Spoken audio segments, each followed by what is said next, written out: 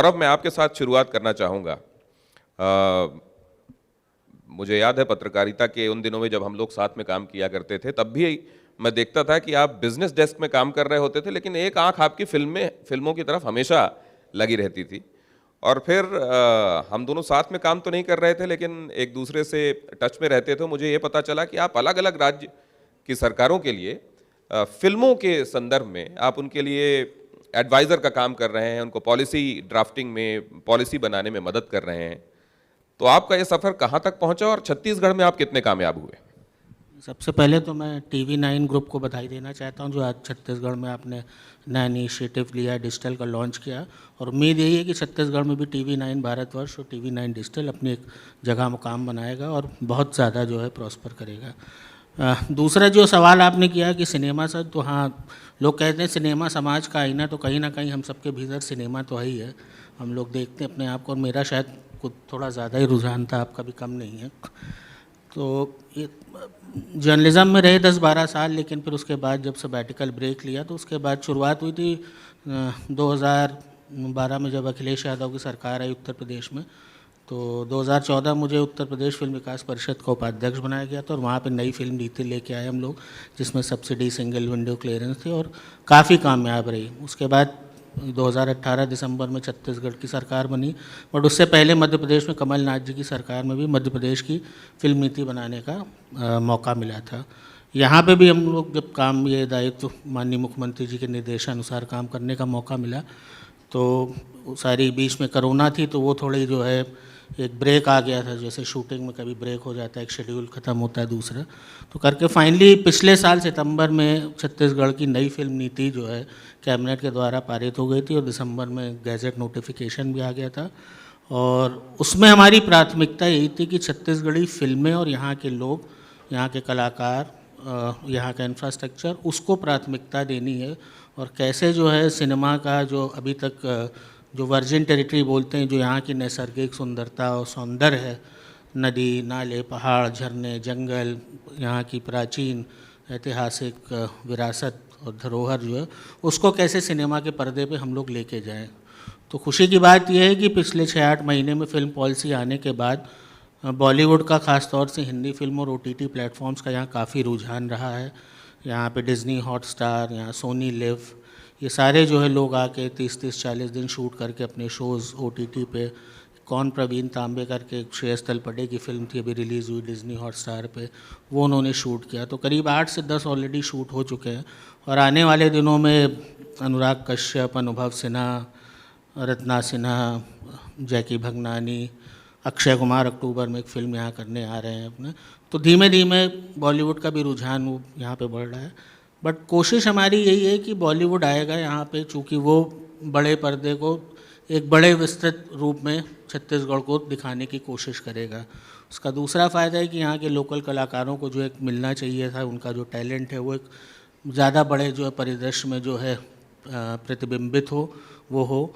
दूसरा, infrastructure wise, technology wise, cinema की नई जो टेक्निक्स हैं वो कैसे यहाँ पे आके पुश कर सकती हो करें। साथ ही छत्तीसगढ़ी फिल्मों को भी हम लोग यहाँ सब्सिडी दे रहे हैं। यहाँ पे हम लोगों ने अपने नीति में ये निर्धारित किया कि जो भी प्रोड्यूसर, डायरेक्टर कहीं से भी आ रहा है, उसको 20% या लोकल टेक्नीशियंस, एक्टर्स, उन लोगों को काम देना प्राथमिकता, उसके बाद ही वो सब्सिडी या बाकी जो सुविधाएं हैं उसका जो है उपयोग कर सकता है, उसको अधिकार प्राप्त होगा।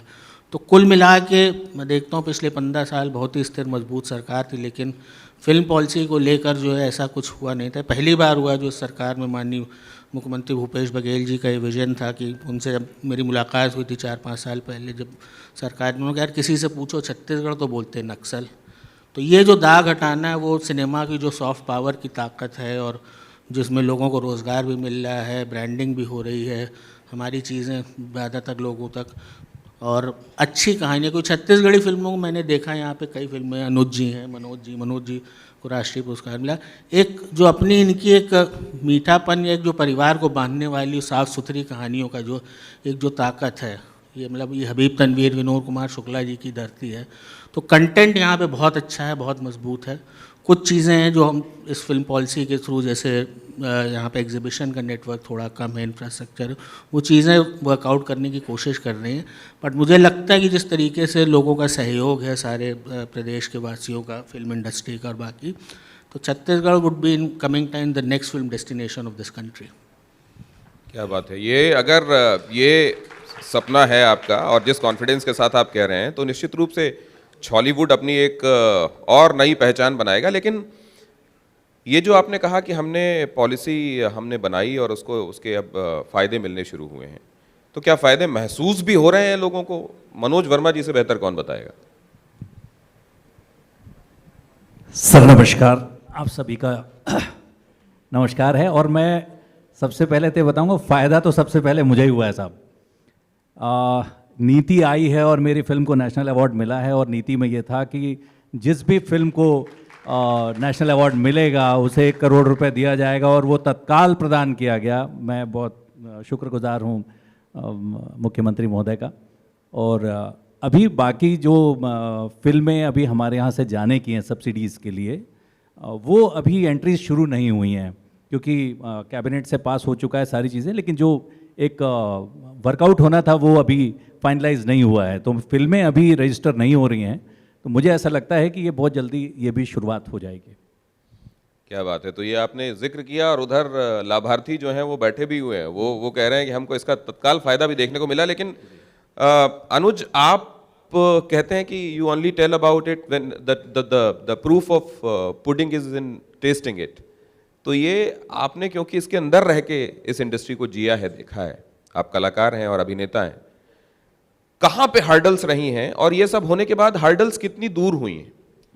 देखिए, अभी सबसे पहली बात यह है कि ये पॉलिसी लिखा हुआ है, व्यवहार में नहीं आया है। एक एक्सेप्शनल केस है, जैसा कि मनोज जी ने कहा, तुरंत किया। इस बात का हम सभी ने स्वागत किया। हमारे छत्तीसगढ़ की पहली फिल्म रही जिसको नेशनल अवार्ड मिला, और उसको तुरंत सरकार ने 1 करोड़ रुपए दिया। ये बहुत स्वागतेय बात है। लेकिन पॉलिसी जब व्यवहार में आता है तो उसके साथ अलग अलग परेशानियां जब व्यवहारिक रूप से उसे अपनाते हैं तो वो दिखाई देती है, वो दिखाई देना शुरू हुआ है। हमें परमिशन मिल जाता है कहीं शूट करने का, लेकिन वो व्यवहारिक नहीं है। उसकी अलग अलग समस्याएं हैं। जैसे हम मुक्तांगन में शूटिंग करने जाते हैं, तो हर शूटिंग के लिए कुछ व्हीकल्स शूटिंग वाली जगह पर होना ज़रूरी है, लेकिन उन चीज़ों की परमिशन गवर्नमेंट देती नहीं है। तो क्या लेंस बदलने कैमरामैन क्या गेट तक जाएगा 1.5 किलोमीटर? ये संभव नहीं है। तो ये जो व्यवहारिक दिक्कतें ये आनी शुरू हुई हैं, क्योंकि अब ये पॉलिसी फॉलो करना शुरू किया हम लोगों ने। तो इस तरह की जो समस्याएं हैं उनको जितनी जल्दी ये ज़मीन पे ये चीज़ें आएंगी, उतनी जल्दी चीज़ें दिखाई देने लगेंगी कि क्या क्या चीज़ें हैं जो हमें प्रॉब्लम क्रिएट कर रही हैं, और उसे सॉल्व करना चाहिए। और उसके लिए मुझे लगता है कि जो प्रशासन है उसको इस बात को लेकर थोड़ा सेंसिटिव होना पड़ेगा कि सिनेमा वालों को व्यवहारिक दिक्कतें ना आए। और पॉलिसी आप जब पढ़ेंगे तो आपको बहुत खूबसूरत पॉलिसी लगेगी, लेकिन उसमें व्यवहारिक दिक्कतें आने लगी। और ऐसा नहीं कि उनका कोई पक्ष नहीं होगा, उनका भी अपना पक्ष होगा, लेकिन उसके बीच चीज़ों को व्यवहारिक रूप से कार्यान्वित हो सके, शूट हो सके, उस स्थिति तक पहुंचाने के लिए दोनों पक्ष को प्रयास करना पड़ेगा, पहली चीज़। दूसरी चीज़, मनोज जी ने कहा कि अभी फिल्मों की सब्सिडी वाला काम शुरू नहीं हो पाया है। डेफिनेटली एक समय लगता है, लेकिन मुझे लगता है कि वो समय हो चुका है कि अब वो चीज़ शुरू हो जानी चाहिए। तो उसके लिए हमारे यहाँ के जो प्रोड्यूसर्स हैं वो अवेयर भी नहीं है कि किस तरह से अप्लाई करना है, क्या प्रोसेस रहेगा, क्या क्या क्राइटेरिया है जिसको हमको बिल्कुल ध्यान में रख के करना पड़ेगा। इन सब विषयों पे एक डिटेल में अच्छी चर्चा होने के बाद बार बार चर्चा करनी होगी, और उसके बाद ही इनको फ़ायदा हो सकेगा। आर्टिस्टों को किस तरह से रजिस्टर्ड किया जाए ताकि उनके वेलफेयर की बात हो सके, टेक्नीशियंस को कैसे रजिस्टर किया जाए ताकि उनके वेलफेयर की बात हो सके, इन सारी चीज़ों पे काम होना बाकी है अभी। मुझे लगता है ये सारी चीज़ें जब धीरे धीरे होने लगेंगी तब फिर इस पॉलिसी का असली असर दिखाई देगा। लेकिन पहले की सरकारों ने इस बारे में सोचा था, ये पेंडिंग था मामला बहुत दिनों से, तो आप इसको एक वेल बिगन हाफ डन अच्छी शुरुआत मानते हैं, या आपको लगता है कि और होमवर्क के साथ होना चाहिए था? नहीं, मैं बहुत अच्छी शुरुआत मानता हूं इससे, क्योंकि देखिए, जब जोगी जी की सरकार बनी थी तो उन्होंने फिल्म विकास परिषद बनाया था, और उन्होंने छोटी मोटी एक्टिविटीज़ उस समय हुई थी। पहला अवार्ड फंक्शन उस समय हुआ था, एक फिल्म फेस्टिवल हुआ था दिल्ली में, इंटरनेशनल ट्रेड फेयर में, इस तरह की कुछ चीज़ें उस समय शुरू हुई थी। उसके बाद फिर एक लंबा अंतराल रहा जब फिल्मों को टैक्स फ्री किया गया। बाद में जब डॉक्टर रमन सिंह जी की सरकार रही तो टैक्स फ्री उस समय कुछ नियम चेंज हुए थे। अब जीएसटी के आने के बाद टैक्स फ्री करना थोड़ा मुश्किल हो गया है सरकार के लिए। अभी भूलन को टैक्स फ्री किया था मुख्यमंत्री जी ने, तो कुछ टेक्निकल चीज़ें हैं वहाँ पर जो दिक्कतें आती हैं। लेकिन अगर आप ये कहेंगे कि एक बहुत अच्छी पहल की सरकार ने कि फिल्म पॉलिसी लाई, इसमें कोई शक नहीं, कोई दो राय नहीं, और सभी ने इसका स्वागत किया है। पर मुझे लगता है कि अब ज़मीनी तौर पर उसको मूर्त रूप देने की ज़रूरत है। ज़मीनी तौर पर गौरव, तो आपका ये जो, क्योंकि हमने तो आपको पर्दे पे भी काम करते देखा है, हमने आपको ये भी देखा है कि आप पर्दे के पीछे की जो व्यवहारिक दिक्कतें हैं वो भी आप जानते हैं फिल्म मेकिंग में जो हैं। तो जब आपके पास उत्तर प्रदेश का अनुभव है, जब आपके पास मध्य प्रदेश में काम करने का अनुभव है और फिर आप छत्तीसगढ़ में ड्राफ्ट कर रहे हैं, तो मुझको लगता है कि उन व्यवहारिक दिक्कतों का समावेश करके ही आप बना रहे होंगे ये पॉलिसी। नहीं, बिल्कुल, जो ये सवाल इन्होंने उठाए बहुत वाजिब सवाल है। लेकिन ये कि कोई भी पॉलिसी लेवल पे या सरकार के लेवल पे कोई भी चीज़ जब इनिशिएट होती है तो सरकार कागज़ पे चलती है, तो ये टीथिंग प्रॉब्लम्स हैं, बट वो कंसिड्रेशन में है। दूसरा, गाइडलाइंस हम लोगों ने बना ली है, उसकी इनफैक्ट एक बैठक भी करी थी जहाँ पे हमने फिल्म फ्रेटर्निटी को बुलाया था। ये पहली बार होता है कि सरकार उन लोगों को भी इन्वॉल्व कर रही है। इनफैक्ट अनुज जी भी थे जब हम लोग पॉलिसी बना रहे थे, मनोज जी भी आए थे उसमें, जब हमारे संस्कृति मंत्री उनके साथ बैठक हुई थी, सबका फीडबैक लिया गया था। तो फिर जो पॉलिसी फाइनली बनी है, it's not one way, it's a two way process. तो गाइडलाइंस अब बन गई, उसमें पूरा फॉर्मेट है कि आपको कैसे अप्लाई करना, क्या क्या उसमें कागज़ लगेंगे।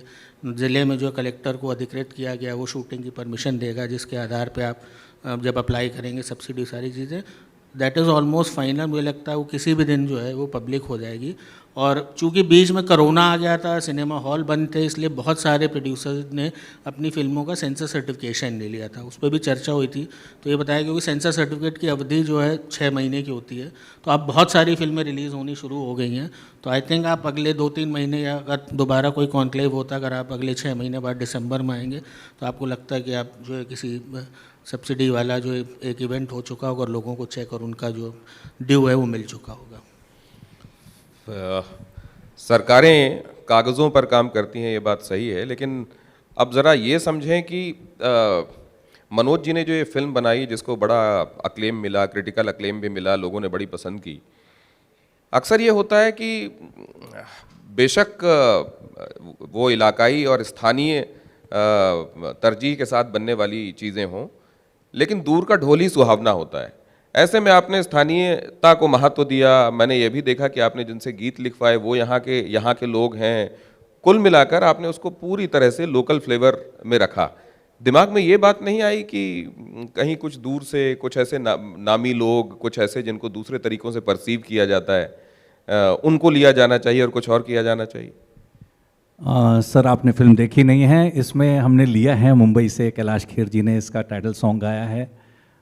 मुकेश तिवारी जी हैं फिल्म में, राजेंद्र गुप्ता जी हैं फिल्म में, ओंकार दास मानिकपुरी हैं, अशोक मिश्रा जी हैं। ये 4-5 लोग हमने मुंबई से इसलिए लिए थे क्योंकि हम फिल्म को टारगेट, बेसिकली छत्तीसगढ़ी मूवी है सर वो, तो लोकल टच तो देना ज़रूरी था। और वो कहानी यहाँ की लिखी हुई है, संजीव बख्शी जी का उपन्यास है भूलन कांदा, उस पर आधारित ये फिल्म है।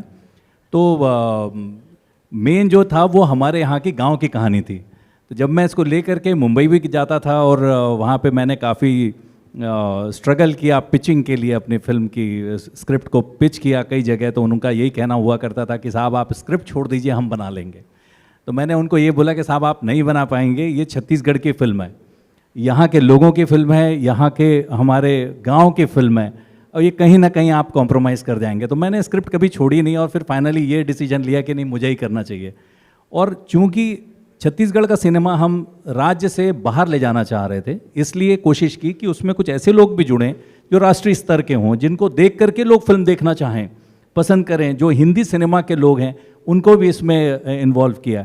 तो सिर्फ छत्तीसगढ़ ही नहीं, इसमें सभी जगह से लोगों को कोशिश की गई तो है। ये किस तरह का फ्लो होता है? क्या ये आउटसाइड इन होता है? मतलब जैसे आपने वहाँ के लोगों का जिनका नाम लिया जी, ये ख्यातिलब्ध लोग हैं, ये पहले से इनके पास बड़ी ख्याति है जी, तो इनके सहारे फिर इसको प्रमोट किया जाता है, ये अमलगमेशन होता है, या इनसाइड आउट होता है? मतलब यहाँ का लोकल फ्लेवर रखते हुए आप बाहर के लोगों को लाते हैं और उसके सहारे बाहर ले जाते हैं, कैसा होता है? एग्जैक्टली सर, लोकल फ्लेवर है। टोटल फ्लेवर जो है वो छत्तीसगढ़ का है, छत्तीसगढ़ की फिल्म है, छत्तीसगढ़ी फिल्म है, आपको सारा कल्चर छत्तीसगढ़ का दिखेगा उसमें, लेकिन वहाँ के लोगों को इसमें घुसाया गया है। हमने कोशिश किया है कि उनका सम्मिश्रण हम यहाँ पे करें, ना कि हम वहाँ जा कर के मिश्रित हों। तो हमारी संस्कृति, हमारी बोली, हमारी भाषा जो है वो सब जगह जाए और संस्कृति दिखे बाहर छत्तीसगढ़ की।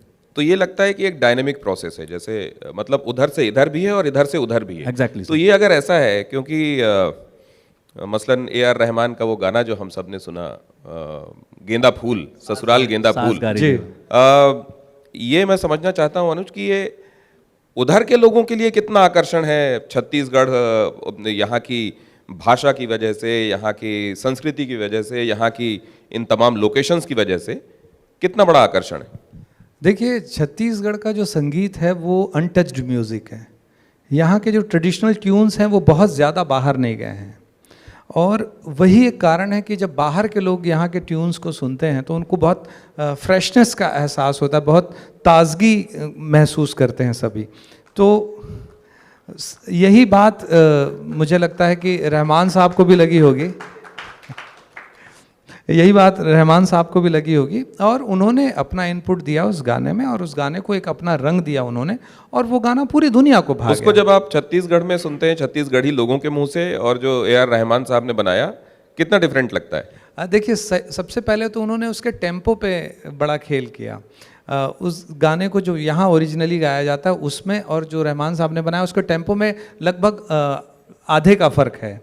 उन्होंने बनाया सास गारी देवे ननद चुटकी लेवे ससुराल गेंदा फूल, और यहाँ का टेम्पो क्या, सास गारी देते ननद मुँह लेवे देवर बाबू मोर, सैया गारी देवे परोसी गम लेवे करार गोंदा फूल, ये देखे राबारी माडेरा देबो चले के बेरा हो। इतना डिफरेंस है, और उन्होंने उसको अपने अंदाज से उन्होंने प्रस्तुत किया और वो गाना लोकप्रिय हुआ। तो इसमें कितने स्टेंजा हैं? यहाँ पे छत्तीसगढ़ में जब गाते हैं इसको, स्टेंजा कितने हैं? यहाँ 4 स्टेंजा हैं। आपको कितने स्मरण है? लगभग पूरा। तो ये हम पूरा सुनने का लोभ संवरण कर नहीं पा रहे हैं, पूरा सुनेंगे आपसे। राम धरे बरछी लखन धरे बान, सीता माई के खोजन बर निकल गए हनुमान का करार गोंदा फूल, सास गारी देवे ननद मुँह लेवे देवर बाबू मोर, सैया गारी देवे परोसी गम लेवे करार गोंदा फूल, ये देखे राबारी माँ डेरा देबो चले के बेरा हो, टिकली रे पैसा ला बिनी लेते हो, ये दे साइकिल के चढ़ैया ला चिन्ही लेते हो, कागा करार गोंदा फूल, सास गारी देवे ननद मुँह लेवे देवर बाबू मोर, सैया गारी देवे परोसी गम लेवे करार गोंदा फूल। अगला स्टेंजा आपके गाने से पहले, ये जो आप लोग तालियों में संगत दे रहे हैं, इतने कम लोग क्यों दे रहे हैं? क्या ऐसा नहीं हो सकता कि अगर छत्तीसगढ़ से, यहाँ की स्थानीयता से आप सबको, छत्तीसगढ़ महतारी से आप सबको प्यार है, तो तालियों की संगत और बढ़िया होनी चाहिए। अब अगला स्टेंजा। आए व्यापारी गाड़ी में चढ़ के तोर आरती उतारो थारी मधरी के गा करार गुल फूल, सास गारी देवे ननद मुँह लेवे देवर बाबू मोर, सैया गारी देवे परोसी गम लेवे करार गुल फूल, ये देखे राबारी माँ डेरा देबो चले के बेरा हो, ये देखे राबारी माँ डेरा देबो चले के बेरा हो। और अगर अब इसका एक स्टेंजा उस अंदाज में गाइए जैसा आप बता रहे हैं, रहमान साहब ने बनाया, टेम्पो भी, फर्क भी पता चलेगा हमको, आधे टेम्पो का फर्क। इसका एक स्टेंजा मुझे आधा याद आ रहा है। सारे रायपुर से अलग है सैया जी की शान। वो उन्होंने बनाया था, पूरे रायपुर से अलग है सैया जी की शान, और इसमें था कि टिकली रे पैसा ले चिन्ही ले लेते हैं, रायपुर के आई थिंक रायपुर का जिक्र आता है उसमें, वो मैं थोड़ा सा मिस कर रहा हूँ, एक अंतरा, बाकी 3 अंतरे मुझे याद आए, ये अंतरा एक वर्ड मुझे ध्यान में नहीं आ रहा, इसलिए उसका मीटर नहीं बैठ रहा है। कोई नहीं, आप एक बार उस मीटर में, उस टेम्पो में गाइए तो सही, जिसमें आप, जिसका अभी जिक्र कर रहे थे। अभी जो गा रहे थे ये पुराने मीटर। अब रहमान फॉर्मेट। बुशट पहिरे खाई के बीरो पान पूरे रायपुर से अलग है, सैया जी की शान ससुराल गेंदा फूल, सास गारी देवे देवर जी समझा लेवे, ससुराल गेंदा फूल। क्या बात है, आपने तो वाकई आसपास गेंदे के फूल की महक भी महसूस करा दी। Thank you. ये ससुराल गेंदा फूल, जिसका भी ससुराल से किसी ना किसी तरीके का वास्ता रहा है उसको जरूर ये गाना कहीं ना कहीं से छू कर गया है। बहरहाल अब मैं इसको आगे बढ़ाता हूं और ये गौरव समझने की कोशिश कर रहा हूं कि फिल्म सिटी कितनी तब्दीली लेके आएगी, और जब बॉलीवुड को एक तरीके से शिफ्ट किया जाता है स्थानीय फिल्म सिटी की तरफ, छॉलीवुड के नाम पर या किसी दूसरे नाम पर, तो कौन सी वो बातें हैं जो एक्चुअली शिफ्ट नहीं हो सकती हैं, और उसके लिए शायद आपको मुंबई की तरफ देखना ही पड़ेगा। देखिए, फिल्म सिटी और उसकी अपनी एक यूटिलिटी, एक उपाय देता है, लेकिन मुंबई में जो अब कई लोगों से बात हुई तो अब ऑफ लेट ये हो रहा है कि यूनियनबाजी और बाकी थोड़े राजनीतिक या दूसरे कारणों से लोग वहाँ शूट करना पसंद नहीं कर रहे हैं। दूसरा भी एक दौर आ गया है कि फिल्म को रियल लोकेशन या रियलिस्टिक उस पर किया जाए। तो जैसे स्त्री जैसी फिल्म जो थी राजकुमार राव की, चंदेरी में शूट हुई, तो हम लोग भी उसी हिसाब से काम कर रहे हैं। कई बड़े टेलीविज़न स्टूडियो, प्रोडक्शन हाउसेज, उनसे बात हुई है जो कहते हैं कि हम 1.5 घंटा उमरगांव या नया गांव में जाके शूट करते हैं, उससे अच्छा हम लॉक स्टॉक एंड बैरल हम शिफ्ट हो जाएं किसी ऐसे स्टेट में जहां की पॉलिसी है, जहां का वातावरण कंड्यूसिव है, हिंदी स्पीकिंग है, जो है कनेक्टिविटी बहुत अच्छी है, सेंट्रली लोकेटेड है। तो फिल्म पॉलिसी का प्रावधान उसी दृष्टि से किया जा रहा है कि हम उसको कोई रियल स्टेट ड्रिवन, जैसे यूपी का एक मॉडल है जहाँ मैं देख रहा था कि 100 करोड़ रुपए शायद जो भी वहाँ पे स्टेक होल्डर सबसे 5 साल के लिए उनसे शायद जो लीज रेंट या वैसा कुछ मांगा जा रहा है। तो हमारी कोशिश यहाँ पे है कि VFX, post production, hangers, real location और लोकल कलाकारों और यहाँ की भाषा, यहाँ के जो बाकी चीज़ें हैं उसका इस्तेमाल हो।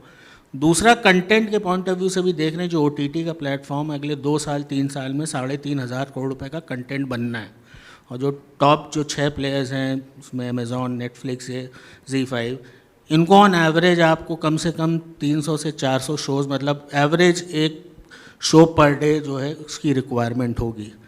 तो अब ये चीज़ है ठीक है, लेकिन उसमें वो शो अगर आपको बनने तो उसमें आपको एक्टर्स चाहिए, उसमें डायरेक्टर चाहिए, उसमें आपको राइटर चाहिए, उसमें आपको मेकअप वाला चाहिए, उसमें आपको स्टाइलिस्ट चाहिए, प्रोडक्शन डिज़ाइनर चाहिए, वीएफएक्स चाहिए, एडिटर। तो वो कहाँ से आएगा, वो लोग, वो रिसोर्स कहाँ, उसके लिए आपको ट्रेन करना पड़ेगा।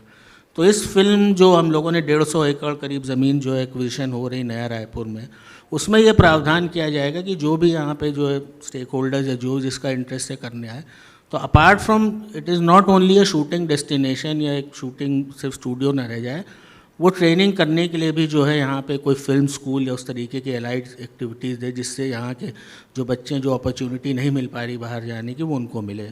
इसी दिशा में मैं और मुझे खुशी हो रही इस बात की बताते हुए कि नेशनल फिल्म डेवलपमेंट कॉरपोरेशन और छत्तीसगढ़ सरकार के बीच जो है हम लोगों को 2-3 राउंड मीटिंग हो गई। कल उनके यहाँ से उनके ऑफिशियल आके यहाँ पे हम लोगों का स्किलिंग का सेंटर देख गए, और एनएफडीसी और छत्तीसगढ़ गवर्नमेंट एक फिल्म स्किलिंग से रिलेटेड 13-14 वर्टिकल्स का एक नया सेंटर बनाने जा रहा है, जो यहाँ पहला जोरा में एक हम लोगों का जो है स्किलिंग सेंटर लाइवलीहुड कॉलेज है वहाँ पे, तो होपफुली अगले 1-2 महीने में वो मूर्त रूप ले लेगा, एमओयू साइन हो जाएगा और माननीय मुख्यमंत्री जी के हाथों जो उनकी जो विजन है, सोच है, वो हो जाएगा। तो यहाँ के बच्चों को जो यहाँ पे जो शूट हो रहे हैं, ना बम्बई भटकने की ज़रूरत है, यहीं पे ट्रेन होंगे, यहाँ पे फिल्म जो शूट हो रहे हैं ओटीटी है जो भी प्लेटफॉर्म, वो एम्प्लॉयमेंट उनको यहाँ पे मिल जाएगा। इसके अलावा नेटफ्लिक्स एक स्क्रिप्टिंग सेशन करता है जो लॉस एंजलिस के हेडक्वार्टर से इनिशिएट होता है, उस पर भी हम लोगों की उनसे बातचीत हो गई है और जल्दी अगले 2-3 महीने में उनका शेड्यूल बन रहा है। तो कोशिश है कि अभी तो कोरोना की वजह से ऑनलाइन कर रहे थे, बट हमारी कोशिश है कि रायपुर में जो है एक स्क्रिप्ट का जो है वर्कशॉप हो, जिससे यहाँ के जो बडिंग जो राइटर्स हैं, वो से मनोज जी खुद राइटर हैं, अपूर्व भटगैया एक लेखक जिसने चमन बहार बनाई थी, गुल्लक के राइटर वासवानी जो रायपुर का लड़का है, वो लोग सब वापस आना चाहते हैं, काम करना चाहते हैं, शूट करना चाहते हैं। एक और जो बड़ी मैंने जो रियलाइज़ की है, अनुज जी और मनोज जी भी उससे इत्तेफाक रखते हैं कि यहाँ पे एग्जीबिशन विंडोज़ बहुत कम है, और इसीलिए वो एक बहुत बड़ा चैलेंज है कि छत्तीसगढ़ी फिल्मों का कलेक्शन और जो है क्यों नहीं इतना ज़्यादा। तो लो कॉस्ट सिनेमा हमारी जो है कोशिश है वो है। दूसरा MX प्लेयर और एक आध और बड़े कंटेंट प्लेटफॉर्म से हम लोगों की बात हुई है, वो यहाँ पे आके एक फिल्म बाज़ार टाइप लगाएंगे और लोकल जो कंटेंट छत्तीसगढ़ी फिल्में या उसको एग्रीगेट करके वो कोशिश करेंगे कि उनको यहाँ से ख़रीद के उनको उस प्लेटफॉर्म पे जगह दी जाए। अब ये जैसा आपने बताया कि लोगों को स्किल देने के लिए आप कोलैबोरेट कर रहे हैं NFDC के साथ, उसके कई मीटिंग्स हो चुकी हैं, लोगों का रुझान इस तरफ बढ़ाने के लिए या जिनका रुझान है प्रकृति प्रदत्त है, शायद वो टैलेंटेड हैं, उस टैलेंट को पहचानने के लिए, उसको पिक करने के लिए क्या कर रहे हैं? क्योंकि मुझे लगता है कि ये जो है, इसको अगर किसी में ये रुझान है या टैलेंट है तो बहुत अर्ली स्टेज में उसको एक पहचान मिलनी चाहिए। क्या इस तरह की कोई सोच है?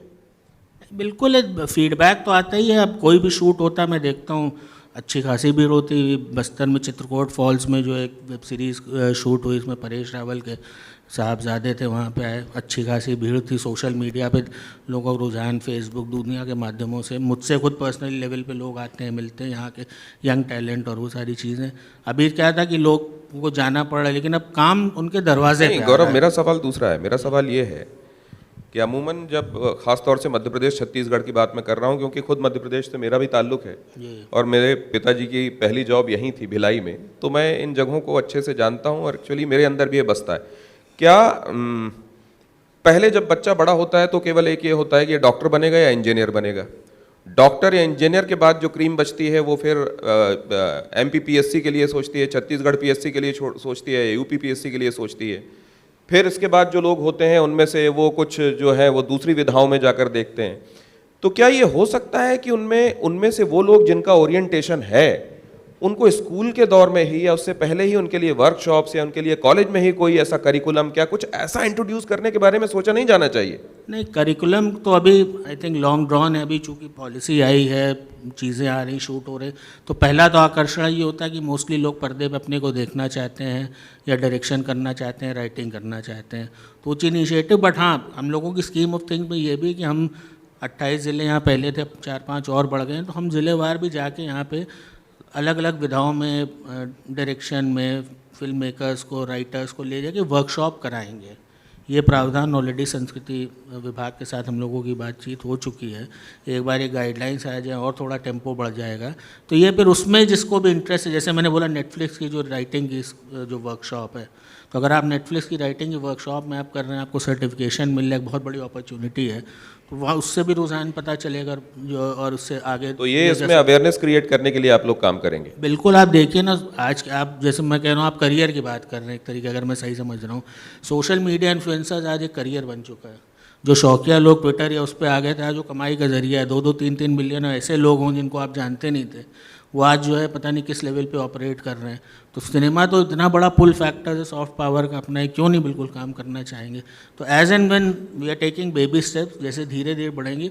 सरकार जिस लेवल पे जितनी चीज़ें रोज़गार की, सरकार का अपना एक रोज़गार मिशन है जहाँ 10 लाख नौकरियाँ देने की बात करी, तो NFDC के स्किलिंग सेंटर में भी हम लोगों ने किया है कि 70% एम्प्लॉयबिलिटी उसमें क्रिएट करनी है, ताकि कोर्स सिर्फ कोर्स ना रह जाए और आगे फिर आदमी को भटकना न पड़े, यहाँ से काम करके आगे वो निकल पाए। अब ये मनोज जी, मैं आपसे भी जानना चाहता हूँ, आपको इस तरह का रॉ टैलेंट कितना मिलता है जब आप लोगों के बीच में जाते हैं और बात करते हैं, देखते हैं, और अचानक आपको लगता है कमाल है, इसमें ये प्रतिभा भी है और इसको ये अगर इसको मंच मिला होता, प्लेटफॉर्म मिला होता तो ये तो कहीं और होता।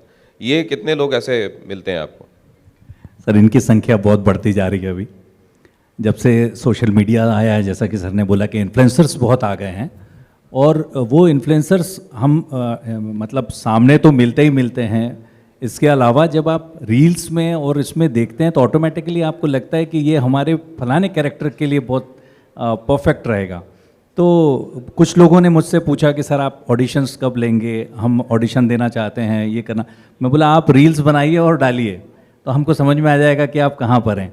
और ये एक्चुअली ऐसा हो रहा है कि अभी बहुत ज़्यादा लोग जो हैं वो इस तरफ इंक्लाइंड हैं कि इस लाइन में आने। और दूसरे मैं ये भी जानना चाहता हूँ कि जैसे कहा जाता है कि जो लोग क्रिकेट खेलना चाहते हैं उनके लिए टेस्ट मैच और जो डोमेस्टिक क्रिकेट है उनके लिए वो सर्व करता है। हबीब तनवीर की जगह पर हम बैठे हुए हैं। नाट्य कर्म का, रंगमंच का क्या हाल आप यहाँ देख रहे हैं? सर, रंगमंच पे यहाँ पे अभी फ़िलहाल तो काफ़ी बढ़ चुका है और बहुत सी ऐसी संस्थाएं हैं यहाँ पे जो रंगमंच का काम कर रही हैं और हमारे लिए एक अच्छी फसल तैयार कर रही हैं कि वो अच्छे एक्टर्स हमको मिल रहे हैं, थिएटर वाले एक्टर्स मिल रहे हैं। पहले थिएटर्स मेरे ख्याल में कम थे, बहुत कम लोग थिएटर्स कर रहे थे, लेकिन अभी यहाँ पे काफ़ी गतिविधि इसकी बढ़ी हुई दिखती है मुझे।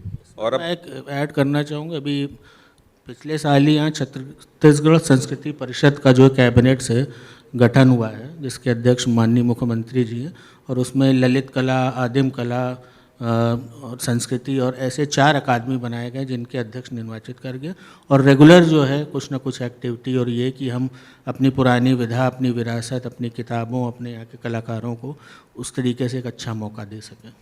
अब अनुज, ये भी मैं जानना चाहता हूँ कि भूलन आपने देखी? बिल्कुल। गाने कैसे लगे आपको इसके? गाने तो बहुत अच्छे हैं। कोई ऐसा गाना जो आपके जहन में रह गया हो? बिल्कुल, मीर अली मीर साहब ने लिखा है और मनोज जी ने गाया है उस गीत को, तो मुझे लगता है ओरिजिनल। एक्चुअली जब मैं कह रहा था कि आपने स्थानीयता को तरजीह दी, मैं मीर अली मीर साहब का ही मेरे दिमाग में तब बात थी।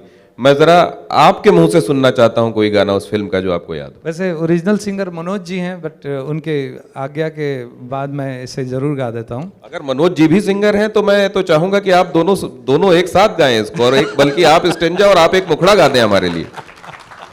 मनोज जी, आप शुरू कीजिए इसको प्लीज।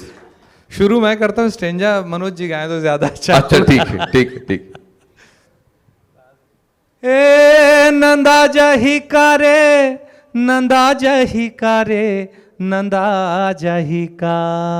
इसका मतलब है भूल जाएंगे क्या? नहीं, खत्म हो हम जाएगा। भुला दिए खत्म हो जाएंगे जाएगा। क्या? नहीं, खत्म हो जाएगा, खत्म हो जाएंगे क्या? हाँ, सारी सब- चीजें नंदा जाएंगी, खत्म हो जाएंगी। हे नंदा जाही करे, नंदा जाही करे, नंदा जाही का। कमरा यौ खुमरी, अरे तू तारी, और छो।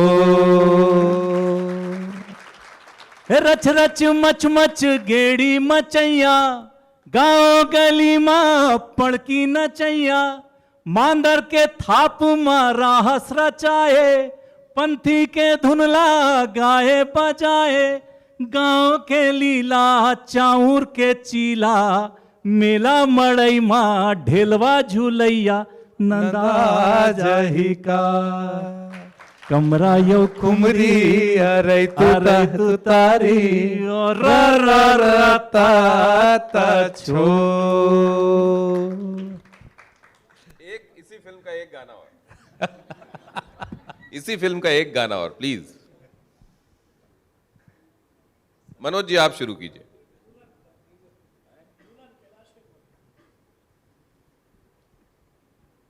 भूले से जो खूंद गया मैं, खूंद के सब कुछ भूल गया मैं। अरे भूले से जो खूंद गया मैं, खूंद के सब कुछ भूल गया मैं। पांव में जैसे पड़ा हो फांदा, भूलन कांदा, भूलन कांदा, भूलन कांदा, भूलन कांदा, भूलन कांदा, भूलन कांदा। एक रात भर जाग रहा है, एक सुबह से भाग रहा है। दफ्तर में भी भागम भाग लगा है, चक्कर लगी है आग। अपनी ही अर्थी को जैसे, अपनी ही अर्थी को जैसे लगेगा अपना ही कांधा। भूलन कांदा, भूलन कांदा, भूलन कांदा, भूलन कांदा, भूलन कांदा, भूलन कांदा। क्या बात, क्या बात। आप लोगों का पेट भर गया क्या? मेरा नहीं भर रहा है। आप लोगों का भर गया? अब देखिए, अब मैं क्या करूं, ऑडियंस ये कह रही है। तो ये अब मैं अब आपके ऊपर छोड़ता हूं अनुज जी। जरूरी नहीं है कि ये गाना जो है अब भूलन से ही हो, आपकी मर्जी का एक ऐसा गाना जो इस ऑडियंस का पेट भर दे। हमारा एक बैंड है, उसका नाम है आरुक द अनटच्ड। हम छत्तीसगढ़ के ट्रेडिशनल म्यूजिक को देश में, देश से बाहर प्रस्तुत करते हैं। उसमें जो मुझे जो कंपोजिशन बहुत पसंद है वो सुनाता हूँ।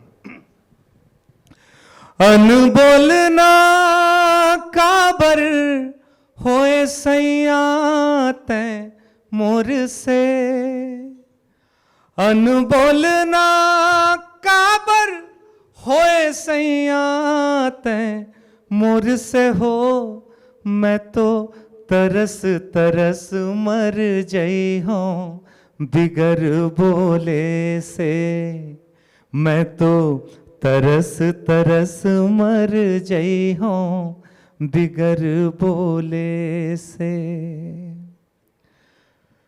नान्हेपन के रहन संगवारी खेलन एक संग में हो, नान्हेपन के रहन संगवारी खेलन एक संग में हो।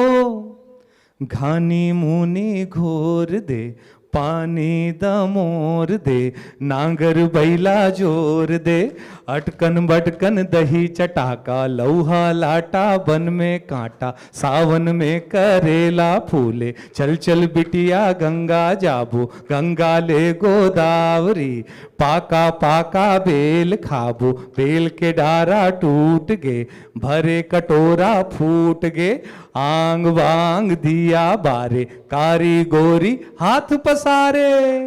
नान्हेपन के रहन संगवारी खेलन एक संग में हो, गठरी माँ गठिया के राख्यों धनी तोला मन में, गठरी माँ गठिया के राख्यों धनी तोला मन में। अनबोलना काबर होए सैया तै मोर से, अनबोलना काबर होए सैया तै मोर से हो, मैं तो तरस तरस मर जई हूँ बिगर बोले से, मैं तो तरस तरस मर जई हूँ बिगर बोले से। मैं तो तरस तरस मर जई हूँ बिगर बोले से। बहुत अच्छे से छत्तीसगढ़ी मुझको समझ में नहीं आती, लेकिन इतना समझ में आ गया कि कोई है जो ये कह रहा है कि अगर मेरा धनी मुझसे बात नहीं करेगा तो मैं तो तरस तरस के मर जाऊंगी। लेकिन अब यहाँ के कलाकारों को, यहाँ के ऐसे एस्पिरेंट्स को जो फिल्म में कुछ करना चाहते हैं, उनको तरस तरस के रह नहीं जाना पड़ेगा। अब ये जो नई पॉलिसी आई है ये बहुत जल्द अमल में वैसी आने लगेगी जैसे अनुज जी चाह रहे हैं और उनके जैसे कलाकार चाह रहे हैं। इसी विशफुल नोट पे मैं इस चर्चा को समाप्त करना चाहूँगा। बहुत धन्यवाद आप सभी का वक्त निकालने के लिए और बैठक में आने के लिए।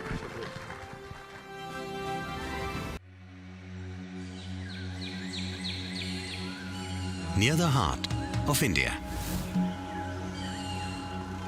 a land filled with surprises. In your lush forests,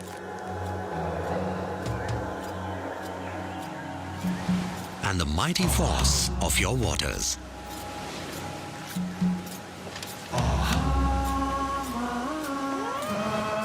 you hold the deepest secrets that take us back in time. When it's said that the gods walk this land, this is where you carve a sense of oneness. And in you, we hear the echoes of peace.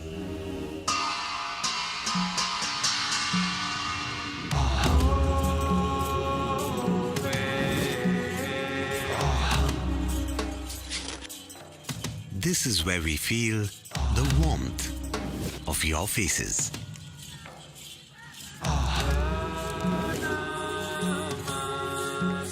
Sway to your vibrant rhythms.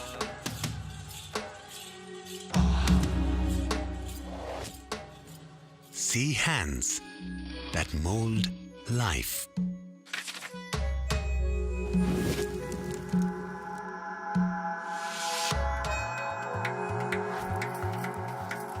Hands that weave joy.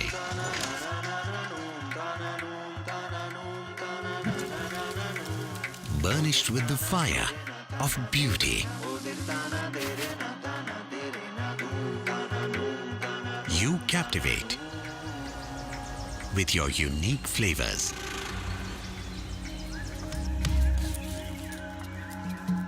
That make us come back for more. In you, we flourish. While embracing change, you grow and build bridges that leap into the future. In you is the land that gives, creates, nurtures, grows, and builds. It's all in you.